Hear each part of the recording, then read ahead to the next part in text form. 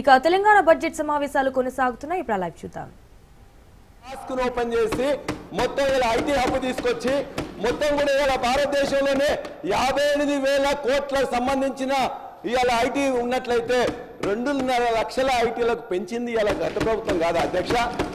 అదేవిధంగా వారు చెప్పి నేను అడుగుతున్నాను ఇవాళ అందుకే మేము ఇట్లా చేసినామని చెప్తున్నారు. ఎందుకు మేము అడుగుతున్నాం? ఇవాళ విద్యాశాఖ మంత్రిగా ముఖ్యమంత్రి ఉన్న తర్వాత ఎందుకు 1053 స్కూల్స్ బంద్ అయినాయి? ఎందుకు 2 లక్షల మంది విద్యార్థులు డ్రాప్ అవుట్ అయిండ్రు? ఎందుకు కూడా ఒక్క ఫ్యాకల్టీని కూడా యూనివర్సిటీలో రిక్రూట్ చేసిండ్రా? ఇలా మీరు చెప్పినట్టు 3,000 రూపాయలకు పెంచిండ్రా? చిన్న ఏదో చేసేసి అదే గొప్పగా చేసిన చెప్పుకుంటే కష్టం అధ్యక్ష. అదే కాదు ఇలా ఈ యొక్క జూనియర్ కాలేజీలు, డిగ్రీ కాలేజీలు, యూనివర్సిటీలు, పాఠశాలల్లో ఉన్న డ్రాప్ అవుట్సే కాకుండా ఇవాళ న్యూ ఎకనామిక్ పాలసీ తీసుకొచ్చిన పివి నరసింహరావు గారికి అనుగుణంగా ఆ తర్వాత టెక్నికల్ ఎడ్యుకేషన్ పెంచాలని చెప్పేసి రాజీవ్ గాంధీ యొక్క ఆశలకు అనుగుణంగా భారతదేశంలో 1980 తర్వాత అనేక ప్రైవేట్ యూనివర్సిటీస్ కానీ ప్రైవేట్ విద్యా సంస్థలు వచ్చినాయి. ఏం చేసింది అధ్యక్ష? ఆనాడు వైఎస్ రాజశేఖర రెడ్డి గారు వీళ్ళందరూ కూడా పేద పిల్లలు ఉన్నారు, గవర్నమెంట్ స్కూళ్ళలో ఇవ్వలేకపోతున్నాం, ప్రైవేట్ దానిలో ఉన్న వాళ్ళకు కూడా మేము ఇవ్వాలని చెప్పేసి వాళ్ళు ఇస్తే దానికి ఇలా 8,000 కోట్ల బకాయిలు ఉన్నాయి. ఇవాళ స్కూల్లో ₹1 కూడా ఇవ్వలే. ఈ 15 నెలల్లో జూనియర్ కాలేజ్ మీ అధ్యక్ష మీ యొక్క వికారాబాద్ జిల్లా నుంచి వెళ్ళి ఇవాళ వాళ్ళని పిలిపించండి అధ్యక్ష. ఆ కాలేజీలు ఎవరు పెట్టుకున్నారు అధ్యక్ష? ఇవాళ అత్యంత పేదవాళ్ళు డిగ్రీ చేసి పీజీ చేసి 5-6 మంది కలిసి జూనియర్ కాలేజ్ డిగ్రీ కాలేజీలు పెట్టుకుంటే వాళ్ళు ఇవాళ 15 నెలల నుంచి ఒక్క పైసా ఇవ్వలేకపోతే కరెంటు బిల్లు కట్టలేక మొత్తం కూడా ఇబ్బంది ఉన్నారు అధ్యక్ష. అంతేకాదు అధ్యక్ష, నేను పదే సార్ నేనేం సబ్జెక్ట్ పోతలేను సార్. దయచేసి వాస్తవాలు మాట్లాడమని కోరుతా ఉన్నాను అధ్యక్ష. వాస్తవాలు మాట్లాడమని. బకాయిలు ఎప్పటివి అధ్యక్ష? వారి ప్రభుత్వ హయాంలో ఉన్న బకాయిలు అధ్యక్ష. ఇది సంవత్సర కాలంలో ఉన్న బకాయిలు కావు. వారి సంవత్సరంలో 5 సంవత్సరాల పాటు బకాయిలు ఇవ్వకుండా పెట్టింది ఎవరితో? పాపమంతా మా పైన వేసి మాట్లాడితే ఎట్లా అధ్యక్ష? ఈరోజు మేము చెప్తా ఉన్నాం అధ్యక్ష, జూనియర్ కాలేజీకి సంబంధించి డిగ్రీ కాలేజీకి సంబంధించిన బకాయిలు ఒక్క సంవత్సరంలో కూరుతాయి అధ్యక్ష, కోట్లాది రూపాయలు. వారికి తెలిసి విషయాలు ప్రక్కదారి పట్టకుండా వారికి తెలిసిన అంశాలు కూడా ఏ సంవత్సరంలో బకాయిలు నేను చెప్పమన్నాడు అధ్యక్ష. ఏ సంవత్సరం నుంచి బకాయిలున్నాయి? ఏ సంవత్సరం నుంచి బకాయిలున్నాయి?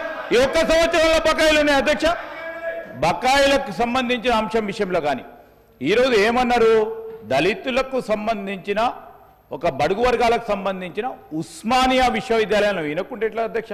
తప్పుదారి పట్టించినట్టు మాట్లాడుతూ ఉంటారు. ఈరోజు మేము చెప్పేది ప్రస్తావన చేసినప్పుడు ఎక్కడైనా ఇఫ్ రికార్డ్స్ కరెక్ట్ లేకుంటే మేము స్ట్రేట్ చేసుకోవడానికి ఖచ్చితంగా ముందుంటాం. కానీ వాస్తవాలకు దూరంగా మాట్లాడే కర్మం చేయకుండా ఈరోజు మేము చెప్తా ఉన్నాం, గుండె మీద చేసుకొని చెప్తా ఉన్నాం, మీ ఇంజనీరింగ్ కాలేజీలు నడుస్తూ ఉన్నాయి, మీ ఇంజనీరింగ్ కాలేజీలు నడుస్తూ ఉన్నాయి. ప్రభుత్వ పరంగా నడిచే ఇంజనీరింగ్ కళాశాలలు మీతో పాటు ఈక్వల్ స్టాండర్డ్స్తో నడపాలనే ఉద్దేశంతో నడుపుతా ఉన్నాం. మీకంటే మెరుగైన రీతిలో రేపు నైపుణ్యాన్ని పెంచి మీ ఇంజనీరింగ్ కాలేజ్ కంటే మెరుగ్గా నడిపించే కార్యాచరణ తీసుకుంటాం అధ్యక్ష. We will take you as our competition.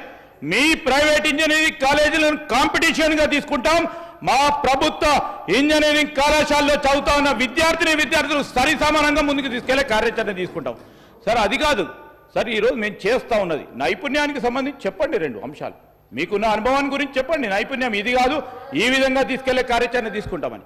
ఈ విధంగా కాకుండా ఒకటే తరఫున ప్రభుత్వంపై బురద జల్లే కార్యక్రమం చేయొద్దని చెప్తా ఉన్నాం అధ్యక్ష. సలహాలు ఇవ్వండి, సూచనలు ఇవ్వండి, అన్నిటికి సంబంధించి రికార్డ్స్ ఉన్నాయి అధ్యక్ష. 14 నెలల నుంచి వీలున్నంత వరకు బకాయిలు చెల్లించే కార్యక్రమం కానీ వారు పెట్టిన అనేక సందర్భాల్లో పెట్టిన బకాయిలు కానీ ఈరోజు ఆఖరికి చెప్తామా దామోదర్ రాజనరసింహ గారు ఆరోగ్యశ్రీ పరంగా ఉన్న బకాయిలను కూడా పూర్తి స్థాయిలో బకాయిలు ఈరోజు సంవత్సరంలో ఇచ్చింది కాదు. సో ఇవన్నీ పేరుకపోయి ఉన్నాయి అధ్యక్ష. ఒకటి తర్వాత ఒకటి ఒక ప్రణాళికబద్ధమైన ఫిస్కల్ డిసిప్లిన్ తీసుకొచ్చి చేసే ప్రయత్నంలో ముందుకు సాగుతున్నాం. ఇది కాదు మీరు ఈ విధంగా చేయండి, గొప్ప అనుభవం ఉంది, 10 సంవత్సరాలు వారి ప్రభుత్వంలో ఉన్నారు, ఆ విధంగా చేయమని చెప్పండి సార్. చేసే దానికి మేము పెద్ద హృదయంతో ముందుకు కూడా వెళ్తాం. అధ్యక్ష, వారు శ్రీధర్ బాబు గారు సంతోషం వారు అడిగినారు డీటెయిల్స్గా ఏ సంవత్సరంలో ఎంత ఉందని చెప్పేసి. 2014లో తెలంగాణ ఏర్పడినాడు 1508 కోట్ల రూపాయలు బకాయిలు ఉన్నాయని చెప్పేసి బట్టి విక్రమార్క గారు గత అసెంబ్లీ సెషన్స్లో ఇచ్చారు. ఆ తర్వాత ఈనాడు ఆ 1500 కోట్లతో పాటు ప్రతి సంవత్సరం 2000 నుంచి 200 కోట్లతో ఈ గత 9 సంవత్సరంలో గత ప్రభుత్వం ఆర్థిక శాఖ మంత్రిగా హరీష్ రావు గారు, అంతకుముందు రాజేందర్ గారు, కేసీఆర్ గారి నాయకత్వంలో 18,500 కోట్ల రూపాయలు ఇలా మనం ఈ యొక్క పెండింగ్ బకాయిలను ఇచ్చిన అధ్యక్ష. వారు అడిగిండ్రు 2019-20లో 40 కోట్లు ఉన్నాయి, 2020-21లో 200 కోట్లు ఉన్నాయి, 2021-22లో 18,500 కోట్ల రూపాయలు ఇలా మనం ఈ యొక్క పెండింగ్ బకాయిలను ఇచ్చిన అధ్యక్ష. వారు అడిగిండ్రు 2019-20లో 40 కోట్లు ఉన్నాయి, 2020-21లో 200 కోట్లు ఉన్నాయి, 2021-22లో 379 ఉన్నాయి, 22-23లో 2,100 ఉన్నాయి. ఆ తర్వాత మీరు వచ్చిన తర్వాత మళ్ళీ ఒక 2,500 8,000 కోట్ల రూపాయల బకాయిలు ఉన్నాయి. ఇవాళ ఈ బకాయిలు ఉన్న వాళ్ళలో అనేక స్టేక్ హోల్డర్స్, విద్యార్థులు కానీ ఫ్యాకల్టీ కానీ 6 నెలల నుంచి సంవత్సరాల నుంచి జీతాలు రాకుండా ఉన్నారు. మొన్న అక్బరుద్దీన్ సాబ్ కూడా అడిగినారు.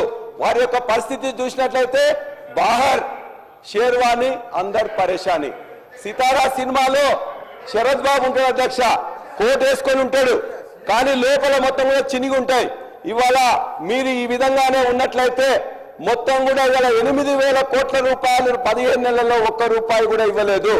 ఎస్సీ ఎస్టీ సంబంధించిన 30-40 కోట్లు ఇచ్చింది తప్ప ఇవాళ 8,000 కోట్లు ఇవ్వకపోతే తెలంగాణ బిడ్డలు, తెలంగాణ నిరుద్యోగులు, తెలంగాణ డాక్టరేట్స్ పెట్టుకున్న ఈ కాలేజీలు కానీ, జూనియర్ కాలేజీలు కానీ, డిగ్రీ కాలేజీలు కానీ అన్ని మూతపడతాయని మీకు విజ్ఞప్తి చేస్తున్నాం. బట్టి విక్రమార్క గారు దయచేసి దఫాలుగా విడతలుగా ఇవ్వాలని చెప్పి కోరుతున్నాం. వారు చెప్పింది అవాస్తవం ఒకటే. ఒకవేళ విద్యాశాఖ మంత్రి గారు విద్యాశాఖ బ్రహ్మాండంగా పనిచేసినట్లయితే ఎందుకు 2,000 మంది ఇస్తామని చెప్పిండ్రు?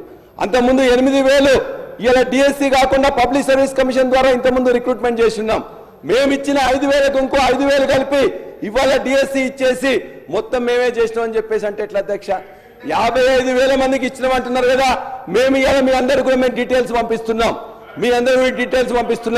ఈ ప్రభుత్వం చేసింది 5,900, మొత్తం కూడా ఇప్పటిదాకా 55,000 మీరు చెప్తున్న దానిలో 11,000 మాత్రమే ఉద్యోగాలు ఇచ్చిండ్రు. ఇది ప్రాసెస్. ఖచ్చితంగా అంతకుముందు నోటిఫికేషన్ ఇవ్వచ్చు, ఎగ్జామ్స్ కండక్ట్ చేయొచ్చు, రిజల్ట్స్ ప్రకటించవచ్చు. మీకు అదృష్టం వచ్చింది, మీరు మాకు వచ్చింది కాబట్టి చేస్తామంటే అది ఒప్పుకుంటే ఏముంటుంది అధ్యక్ష?